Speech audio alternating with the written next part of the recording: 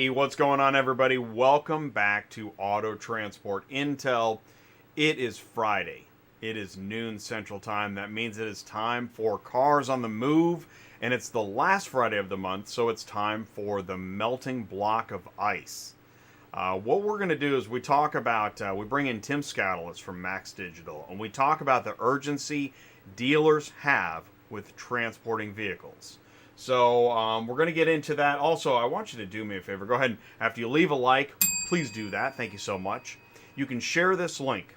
There's a share button right below. Click share, click copy, grab that YouTube link, text it, email it, share it on social media. We're going to be live for about 30 minutes, and we're going to be talking again about the urgency dealers have to move vehicles. So if you've got something to say about it, put it in the live chat. Do that for us. And also remember, you can go to autotransportintel.com, click on sign up, become an ATI insider. And I do want you to say hello in the live chat. And we really, again, we want to hear what are your thoughts. Tell us what it's like working with dealers. Or if you're not sure how to go back to the dealership and get that business, to talk to them about their business, we want to talk about that too. That's part of the goal here, is to help develop business between dealers, auctions, and carriers. But I've said enough.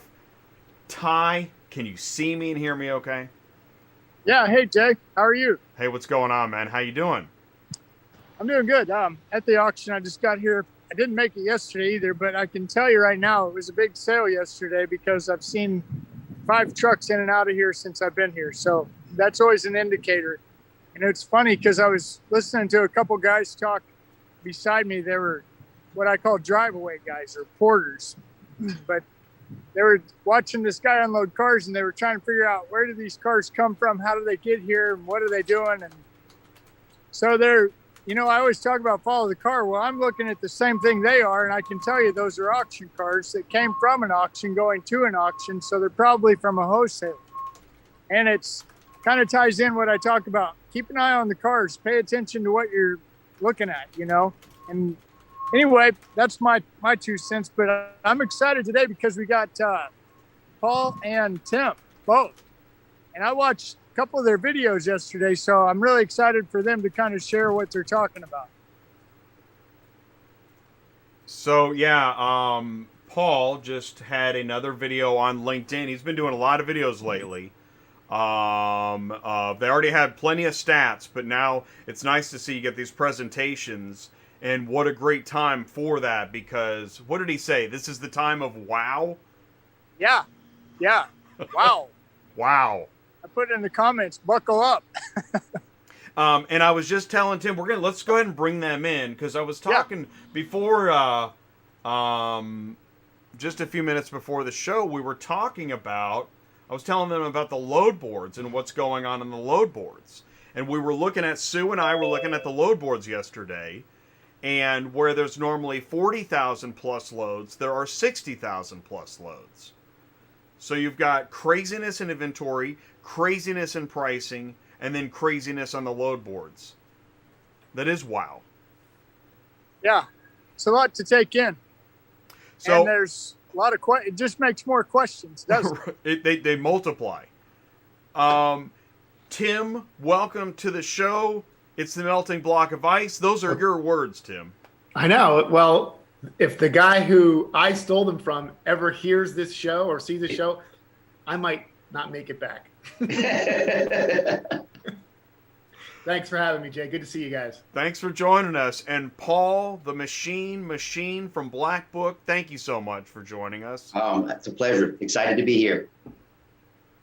So, going back to that lead-in, this is the time of wow. What did I say that right? The week of we are now in a wow period for the automotive market.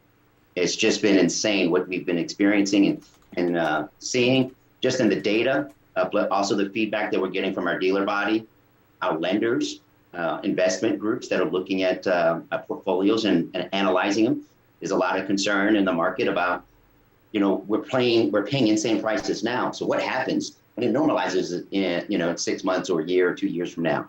From a lender perspective, they're thinking, what kind of negative equity position they're going to be in, right? The average negative equity pre-pandemic was just under $5,000. Now put your noodles on and think about that. You know, what's going to happen? We're paying close to MSRP now for inventory. I can review the slides that we did yesterday and that I posted yesterday and give more insights, and then we can talk about that. Is that all right? I think that's a great idea. All right. Give me a second. Let me just share the screen. All right. Can you guys see the screen? Not yet.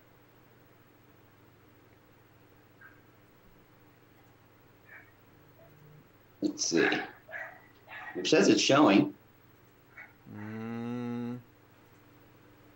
Are you seeing a screen? I got nothing. I don't see it, Paul. Not yet. Let's try this again. While he's doing that, just want to thank everybody for jumping in the live chat today. Got Chris and Vlad and BM and Carlos, Elite. Thank you guys so much. It's great to have you here with us. You guys know on Fridays on Cars on the Move, we're connecting dealers, auctions, and carriers. On Thursdays, we do the load board show, and on Wednesdays, we do DOT compliance. So through the week, we try to hit the different verticals and important areas in growing your business. And what's interesting is normally on Thursdays, we try to frustrate you so badly with the load boards that you're dying for Friday Cars on the Move. And now, in the crazy week of WOW, it's kind of whatever. But we're so lucky to have Paul and Tim with us. So thank you guys so much. All right, Paul, we see your screen. Take it away. Great. Thank you. So I'd like to talk about, because the last couple of weeks I've been asked several questions, and that is what's causing this shortage of inventory for both new and used? What's driving the insane high prices that our dealers are experiencing in the lanes?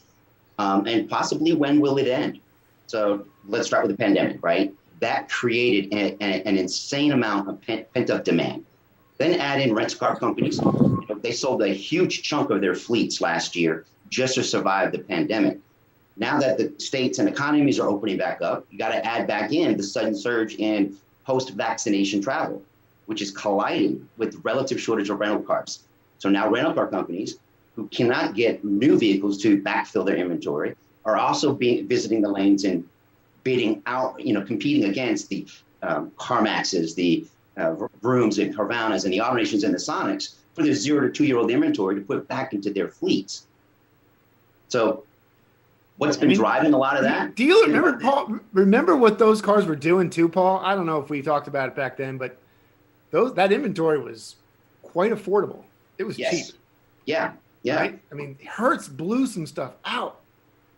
I was thinking that too. Yeah, it was like they had way too many cars, right? Yeah. I mean, put yourself a year ago. Where were we? We were like, no one's traveling for a year. Guess we got to sell our cars. Dang, what a difference 365 days. Just in 1 year. And, I was just reading in December, we were forecasting a good year for the new car industry. We were thinking, between 16 and 16.5 million, not understanding the, when the microchip shortage hit us, and then the winter freeze, and now we're hearing the petrochemicals that is used in making foam that goes into the car, and rubber tires and other materials that go into a vehicle is impacted by that as well.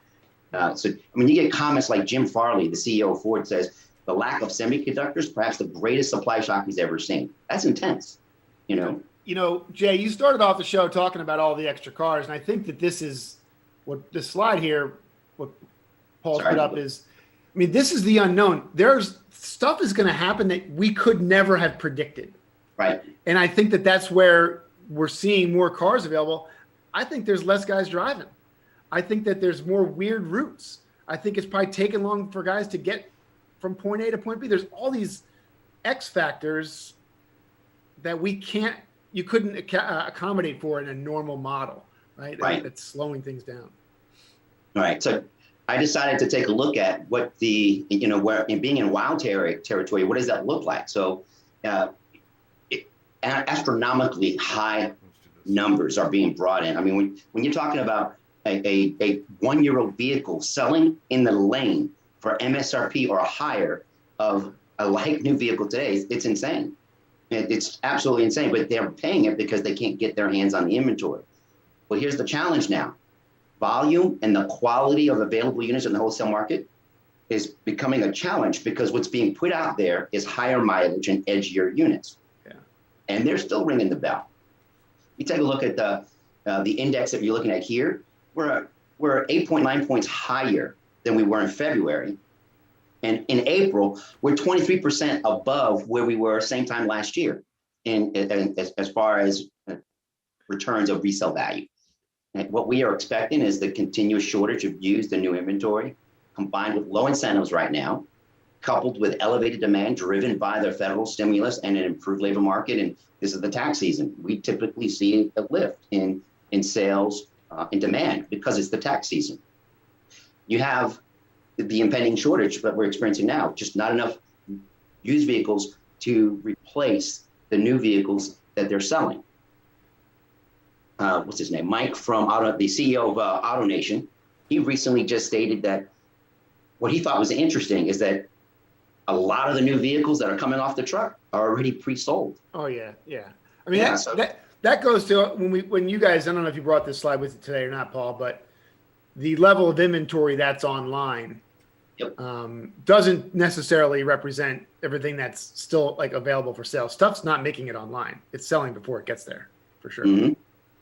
Yeah, and that's driving even more pressure because now there's reduced.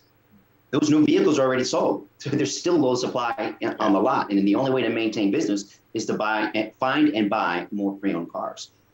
This is a more detail. I suggest everyone go to blackbook.com insight to be able to download the report. This is the 13th week in a row that we've seen increases in excess of 1 point week. I mean, what was it last spring? I don't know. I can't. Do you happen to know it? I didn't mean to catch you off guard. From 2017 to 2019, it is 0.08% difference. Got it. There you go. Week over week. So even though the level the increases has slowed, it's such a high. The records are so high. It's still higher than pre-pandemic levels, if you think about that. So with ongoing shortages of new vehicles and used, what's a dealer to do? When you're looking at low rental returns, lease returns, low repo volumes due to possible accommodations, something that think dealers need to really start thinking about, and other companies, is helping dealers source better quality vehicles at fair prices so they can take advantage of the retail market listings that's available. So here's a sample. This is 2 to 6 year old vehicles, my apologies. And this purple line in the red box indicates 2 million VIN numbers that we track every single day out of our large data set. We're tracking closer to probably 16 to 18 million VINs from new car dealership websites as well as used dealership websites. And this is just 2 million of those. And with the demand, there's very little discounting. So we're pretty consistent with our pricing. We know where the pricings are going. And we're seeing that the remarketers, lenders, investment groups, they're really excited about using this retail market insights data because it's giving them a really good picture of not only just what's listing, but it's matching what's being sold, the prices, because there's very little discounting. What's even more exciting than this is this. National average, based on our retail market insights, is 35-day term. That's exciting? Why do you say that that's exciting? There's no inventory. I mean, think about that, Tim. Yeah. National average. If they can have more inventory and still be able to maintain a 35-day term, right? Yeah. It's just a matter of just putting more stuff on the lot. You're going to sell them quick.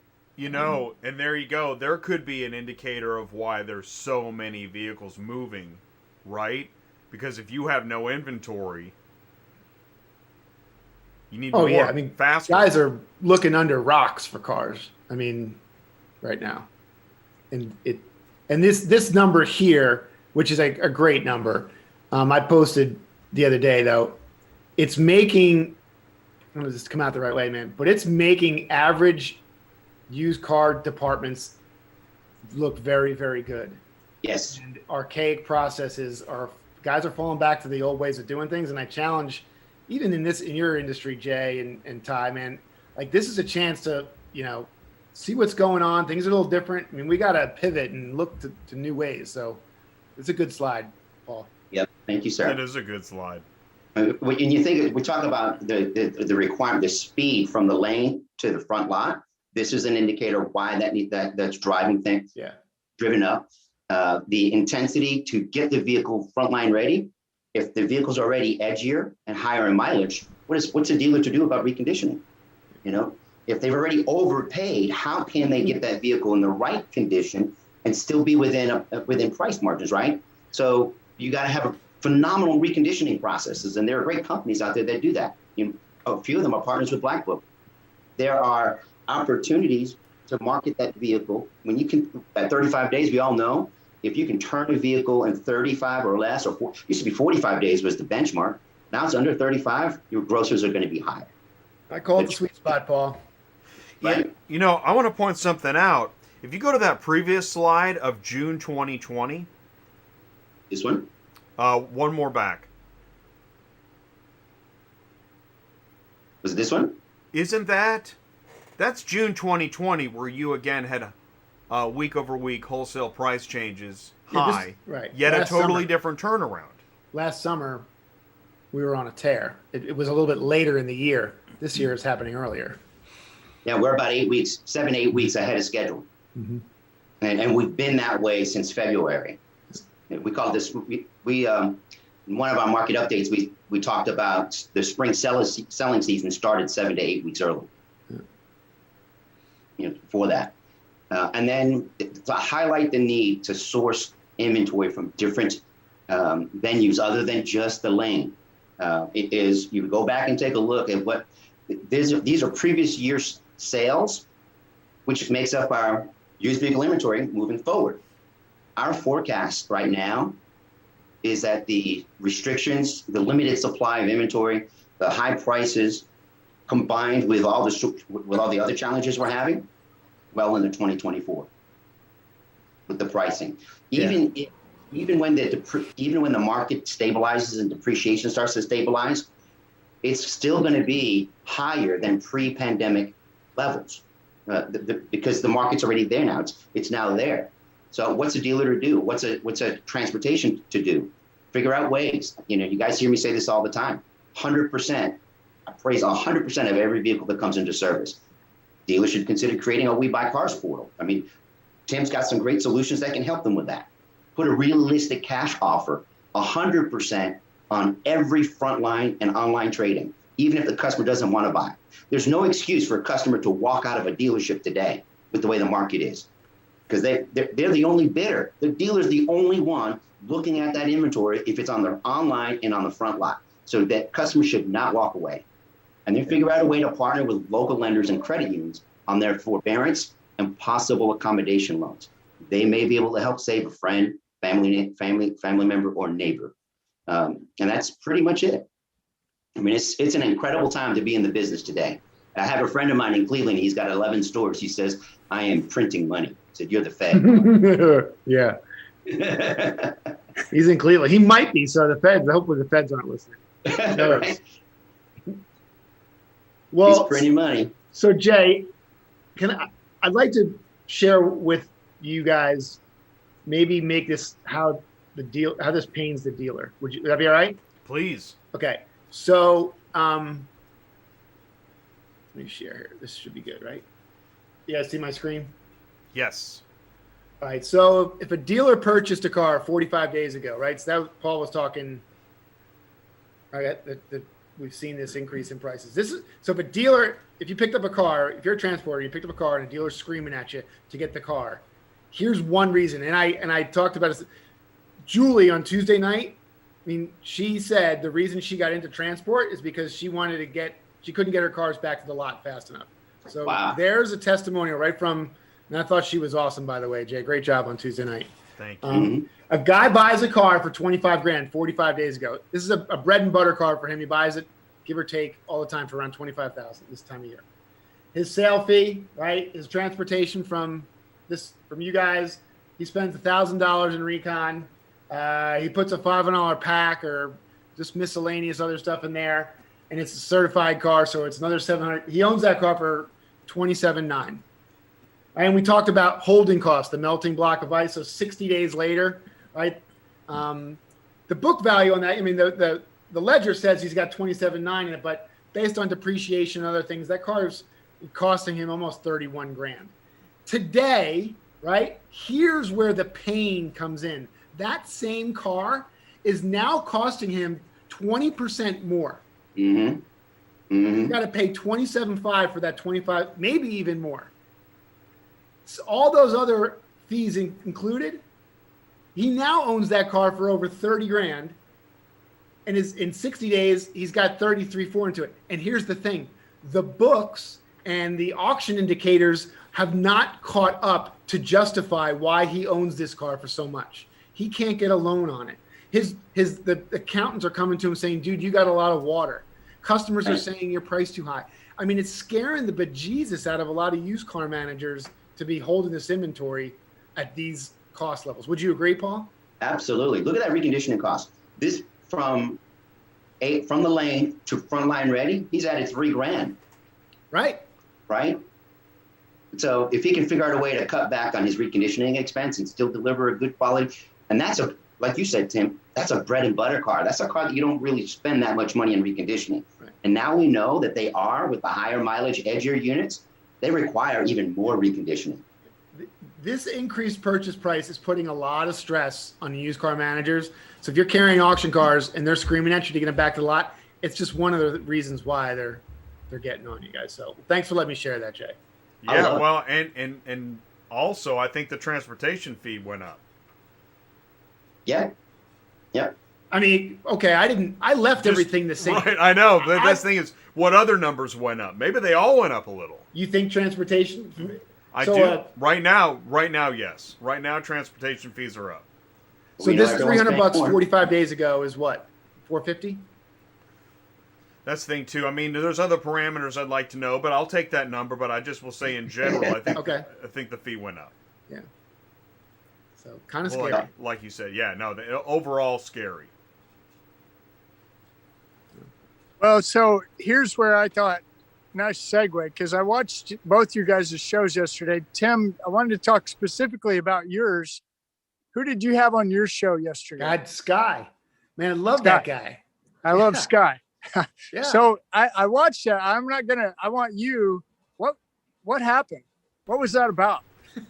So my audience on my, that I've produced content for is used car managers, dealer principals, GMs, and it's hard to find cars at the auction today.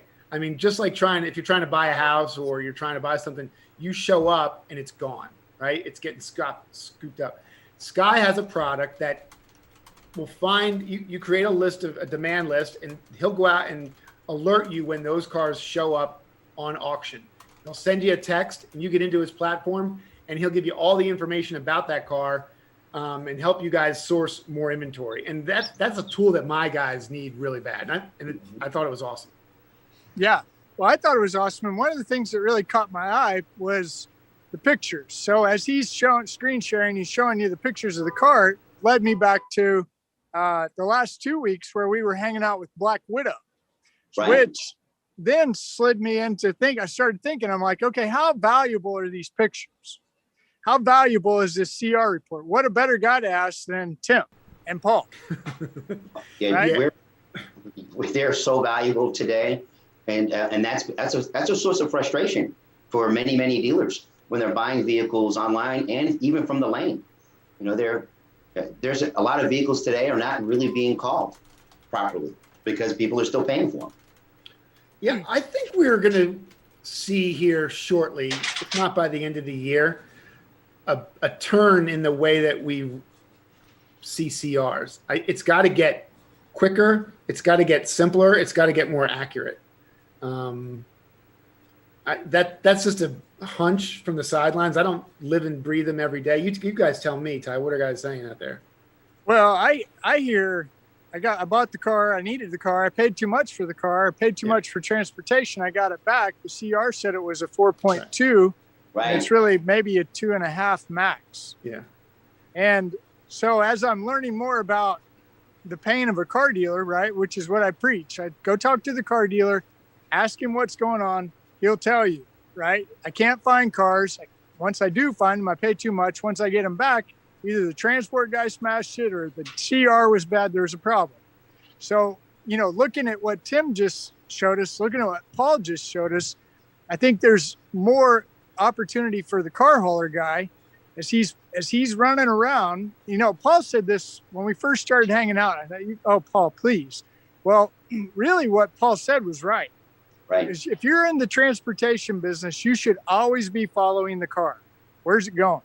Right. Right. And you should have that. Julie said it Tuesday night. Her dealer called her to ask her, where can I find cars? Mm-hmm. A dealer calls a carrier to ask, where can I find cars? That's the way it should be. As a carrier, we should know, hey, I'm at an auction today. They had an auction yesterday. They ran 900 cars. They had an 85% sale. I can't tell you that you can buy anything, but I can tell you there's a lot of cars here, right?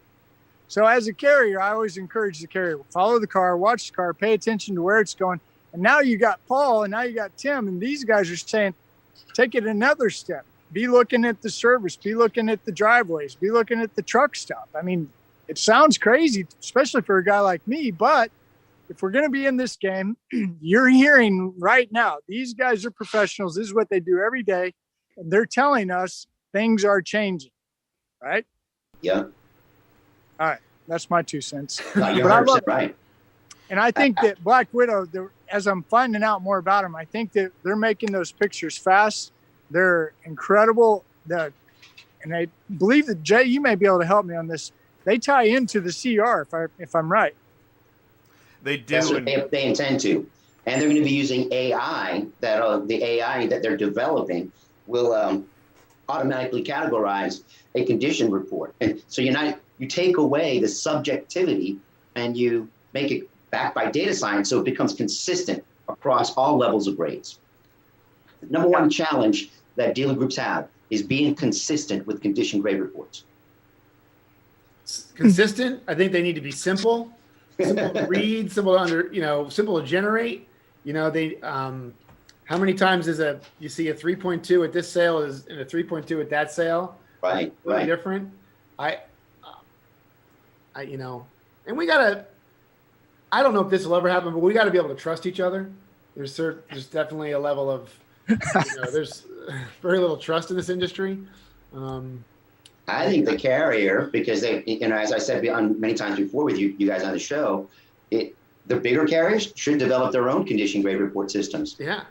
As they're loading their vehicle, they're in the perfect position to inside, outside, hood, tires, and everything else like that, and automatically match it up. Well, the auction says it's this, but this is what my system says. When I say standardize it, that's what I mean. I mean, a 3.2 at a Manheim sale should be a 3.2 at an Odessa sale. Right. Or Absolutely. Or ACV. I mean, they all need to be on the same thing. And Paul, you're hitting upon it because I keep saying I don't understand why you have CRs and then you have driver inspections and the two are separate. Yeah. I mean, that doesn't make any sense. They need to be connected. Right. Totally. Well, the thing that I really liked about Sky, I've seen him do his demo before, and every time I see it, I learn something new. But what really caught my attention was he looks for specific vehicles, Mm-hmm. Jeeps, trucks. And for a guy like him to be able to just sit there and have all that data come to him, I mean, that's got to save the guy a ton of time. Yeah. And then if we can get the CR reports on the right page, and then get the transport guys on the right page, getting the cars to them, helping the dealer to not have to pay that extra money where Tim steps in on the melting block of ice. Right. The only thing that I'm wondering, Paul, is I remember back, I don't remember exactly when it was. I want to say maybe it was 2009, but there was kind of a shortage. Guys went out, paid too much money for cars, got them back, and then there was a correction. And a lot of guys had inventory that they paid too much for and really couldn't get out of. Yep. You said that you're projecting this is going to continue to 2024. Is that right? Yep. The shortage of used vehicle inventory. The shortage, okay, that is. So the prices we don't know. Right. Yeah, but we can think they could correlate. Yeah, Nissan just announced yesterday that they are idling some plants now. So it's just the impact, it's impacting everybody. So think about this. We had 14.5 million new vehicle sales last year. We should have been between 16 and 17 this year, but it looks like we're going to be under 15 million again this year as a production. So 2 years in a row, we're not going to have the inventory levels we have. Normally in the new car space, they impact the 0 to 4-year-old trade-ins in the coming years. Yeah. When these manufacturers get back up to capacity, Paul, do you think that they're just going to like stuff the dealers' lots? I mean, is it just going to be insane? That they're going to do everything. Yeah, they will. Right. We'll see 20 million cars produced. I mean, it'll just right. It's possible. I see this. The microchip shortage is impacting us greater because if you think about the pandemic, people went out and bought new laptops, and got new phones. Everything that requires a chip was also competing for the same chips that goes into the vehicles. And so that the semiconductor market, I got stocks in the semiconductor market, by the way. They've been doing phenomenal, right? Yeah. Is that why you're wearing? Is that why you're wearing a new shirt today? Yeah, right. You got a haircut. That's what it is. I did. So, maybe he shaved too. Yeah. So I have one of my Black Book partners. It's called VETTX, VETTX. I talk about the private party marketplace is the best place right now. This business model, that's all these guys do. They sign up dealers. They ask the dealer, what kind of cars do you want? What are you looking for? And they start wearing out the private party marketplace. Yeah. Yep. Yeah. And they're doing phenomenal. That line's going to get blurred, between auction and customer. I mean, all the guys I work with are scrambling to buy more cars from customers. This time next year, it'll be a way different landscape. I agree. But if you get like Jay and I were talking, like we were talking about earlier with Jay, we're in the beginning of some giant changes, and if the right business models come along and maintains and takes the lead and stays in the lead, even if the lines get blurred, there's still that lead dog. Which, speaking of, so like Ty, if we start seeing, you really made an interesting point in that what carriers, the average carrier out and about focuses on. I think right now the average carrier out and about focuses on carrier-specific stuff. What if we start seeing more and more carriers, instead of posting on Facebook the garbage in the parking lot, but the cars at a location? Here's what I saw at the dealership today. Here's what I saw at the auction today. Here's what I saw on the 9 car that's usually packed. He's sitting there waiting for a few more. If we start seeing that kind of like market scouting, that could be really interesting and valuable. That was maybe the intent of social media, but that doesn't get the likes. But I'm with you, Jay. That would be. Well, don't I know it? But it's really. It is fascinating. What you're saying, Jay, ties into what I preach all the time, which is have that relationship with your dealer. Tim and I have talked about it. We've all talked about it. I call up Tim. I say, Tim, what do you need? He says trucks. Well, I'm at the auction. I just counted 400 trucks. Which kind of trucks you want? Well, just send me the list. Okay, here you go. So even that, taking it into more of a micro setting that we're talking about, I can, definitely. As you're on the guy's lot, I always say, look at the back lot. What's back there? Are you guys keeping that stuff? You send it to the auction, ACV, backlot cars. Who's dealing with that? So having that relationship, I think, is paramount right now, especially with what's going on. Yep. That's the key for everything. Yeah, it's good stuff. Guys, that was some pretty amazing information. Man, I love the last Friday of the month. I thank you guys for hosting us and talking used cars. Hopefully your audience, Jay, a little dealer perspective. Ty, always wrapping it back around. Thank you, sir. Absolutely. It's always a pleasure. Thank you.